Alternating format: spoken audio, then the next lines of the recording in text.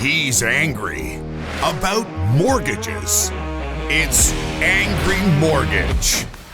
He's swearing. He's cursing loud. He's old. He's opinionated. And he's been doing this so damn long. This program is about mortgages, and this is mortgage advice, but the advice may not apply to your situation. Contact licensed mortgage professionals for specific recommendations before you make decisions about mortgages. You may not agree with Ron, but if you don't, he thinks you're wrong. Oh, and did we say there is a lot of swearing? But now let's arrive at today. Okay, yeah, sorry. Let's arrive at today. You described something, and have been describing it for the last year, is sort of the graph of fail to close. So somebody bought a property for $1,400 a square foot. Across the street is a similar building that's only 2 years older. Right. That's selling for $875 a square foot.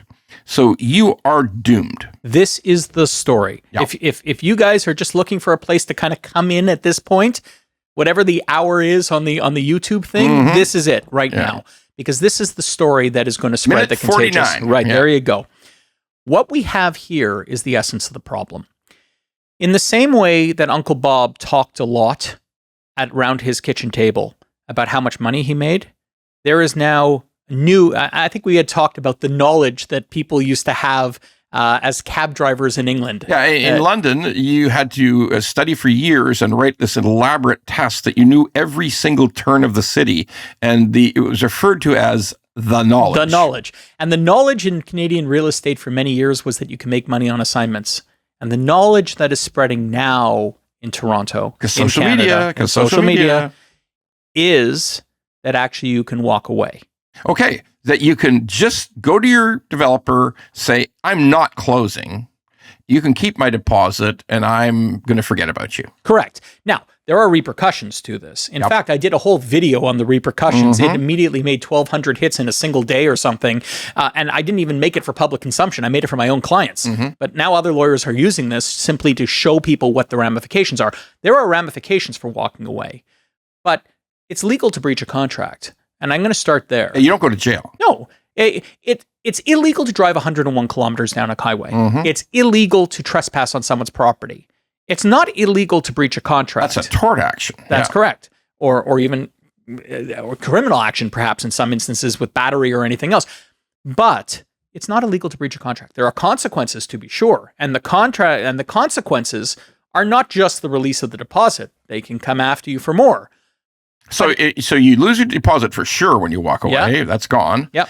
But I guess what we're talking about here is the mitigation of damages. Correct. And then the builder is allowed to pursue you for whatever their actual damages are, minus the deposit that they've already taken. But they have to mitigate. They have to at least try to sell the unit. Is that rational? Well, they have to mitigate. They don't.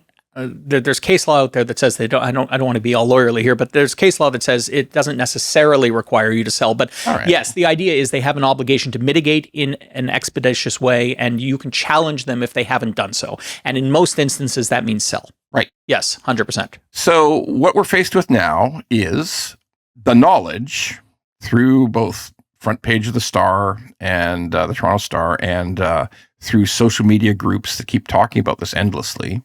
The knowledge that, hey, I thought I was going to be in unmanageable trouble and forced into bankruptcy if I don't close on this condo. Correct.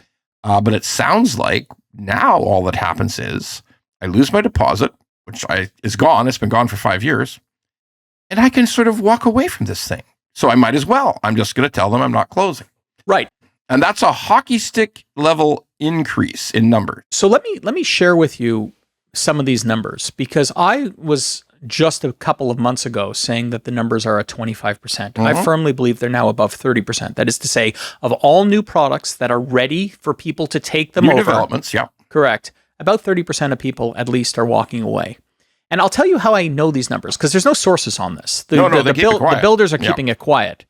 But I have a pretty good source, which is shocking, but I do. I'm a lawyer. I do enjoy the sound of my voice, the melodious sound of my voice. I try to get on these podcasts and everything else.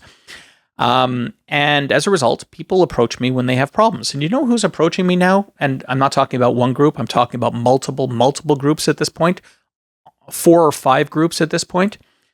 They're the listing agents that acted for the builders. Because they only get paid the bulk of their commission when the deal closes at the end. And if they've been paid any commission, then the builder can claw back in the event that they don't close. Oh, I forgot that part. The builder's coming after these people. The clawback matters. Yeah. And here's the critical component. These listing agents sold every single unit in the building. Yeah. So if they're clawing back a percentage, it's an accurate tally of what the failure rate is on the building. Very accurate. Right.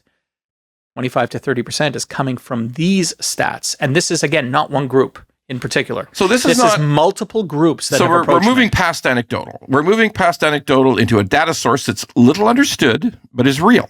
Yes. And this is telling you that we're getting up into the 35% range of people who are just saying to the builder, the builder's saying it's time to close. 25, 30. That's where I'm ready to go. But I think we're going to see that change radically in the next couple of months. Yes.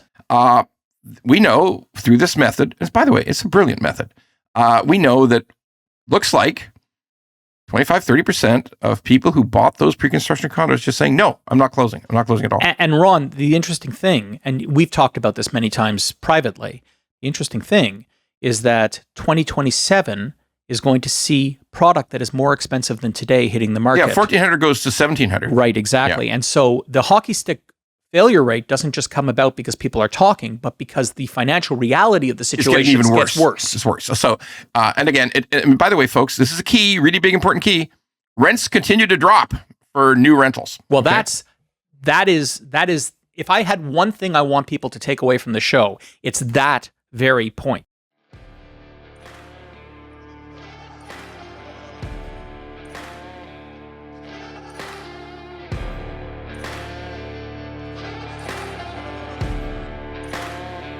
If you like the pod, well, don't just sit there. Go to YouTube, Apple, Spotify, and all the other ones and like the pod.